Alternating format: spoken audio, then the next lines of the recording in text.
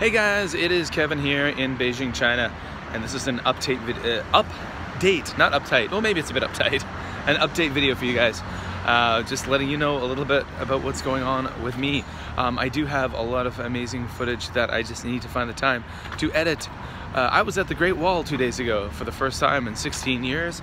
I visited the Great Wall of China back in 2002. When I came here to visit, I was a first-year English teacher in South Korea. Then I came here on my winter holiday, and I'll tell you, the one memory I have at that time was it was cold. So I went to the Great Wall of China on Saturday, and I went with a group of my colleagues. A bus from my school took about 25 of us to the Great Wall and to the Ming Tombs. It was a full-day event. We left at 7:30 in the morning, got back around 6:30 in the evening. Very tired, very happy, great thing. I did not go with my wife and kids. So we're here in Beijing now, and my kids go to an English school now, an English international school. Now when we were in Japan, of course they were both going to Japanese school. Japanese was their first language, English was their second. They would only use English at home with me. Their only real opportunity. That's a noisy bus.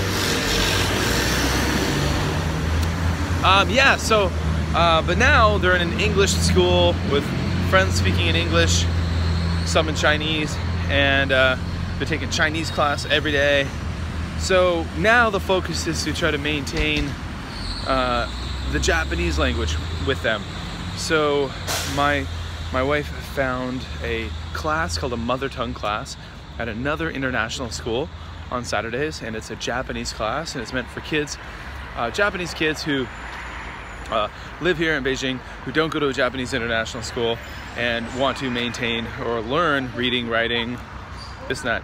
So they went there for the first time on Saturday, and it's kind of like a full morning thing, and they don't get back home until about 1 or so in the afternoon. So that's what they did, and my daughter went with them because it's gonna be like, you know, an opportunity to meet Japanese people and speak in Japanese, do some homework. So, you know, but yeah, what else is going on here? We were interviewed today, my wife and I, by Jing Kids magazine. That is a big kind of family magazine here in Beijing, China. And we're going to be apparently the cover story for the December issue.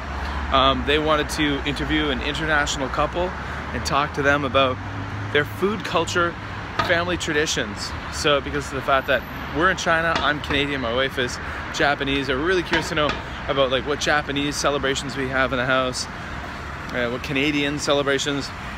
We talked about celebrating Christmas every year, how I would always buy a turkey in Japan, bake the turkey, have mashed potatoes, stuffings, all that whole hullabaloo, the Christmas tree, the presents, all that. But at the same time, then a few days later, you know, we would have hot soba on the final night of the year, New Year's Eve, and watch Kohaku Utagassen on TV on NHK.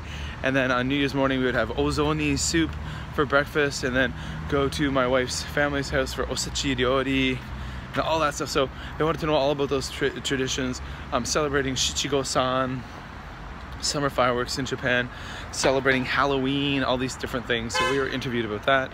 That's gonna be cool. When that does come into print, I will share that with you guys, although it'll be all in Chinese and I won't be able to read it either. Yeah, so that was pretty cool. And then we took the kids to the pool today at school, and yeah, and then we went out for some amazing dumplings. There's like this killer dumpling restaurant not far from our house. Oh, it's so amazing. Love going there. There's some action behind us. So the internet has been more than a little squirrely recently because of the fact that the 19th Party Congress is going to be kicking off very soon. So they've been basically making internet life not so easy to use, even with VPNs. It's tough. I'm going to try to cross a road here. Let's give it a whirl. Taking your life in your own hands. Yeah, so even like with VPNs, it's like the VPN Olympics. You're jumping from one VPN to another VPN, from one server to another server, and it's usually not this challenging to use, but because of what's going on, they're making it more challenging. And that's reality. It's kind of part of the life you live when you live in China, when you make the choice. So not upset about it. but it is, you know, at times a little bit frustrating when you're trying to upload content, but what are you gonna do? I made the choice to come here. Yeah, so I guess that's it for now. I just released Just Japan podcast episode 168 today, talking to Dan in Japan, and that was really fun. Another podcast interview coming up later this week. The next episode of the podcast will be a solo one, just myself. You know, why not? So there you go. So I will have that out to you guys in a few days. I'm hoping to put out an episode in just a couple of days, and then well, not a couple of days, later on this week, and then another one on the weekend. That's the goal. We'll see if I can achieve it. A lot of goals, not a lot of time, but more time than I had in the past. Yeah, so check it out, guys. Check out my Twitter feed at BusanKevin. You can see some photos of just life here in China, and a lot of Japan content, a lot of videos, a lot of stuff from Japan. Check out my Instagram at BusanKevin. You can check out some photos from my trip to the Great Wall recently, and there will be a video coming up here on YouTube about my Great Wall trip. So thanks for watching the video, guys. Click like, hit subscribe, all that stuff, and check out all the links below. Kevin here in Beijing. See you later.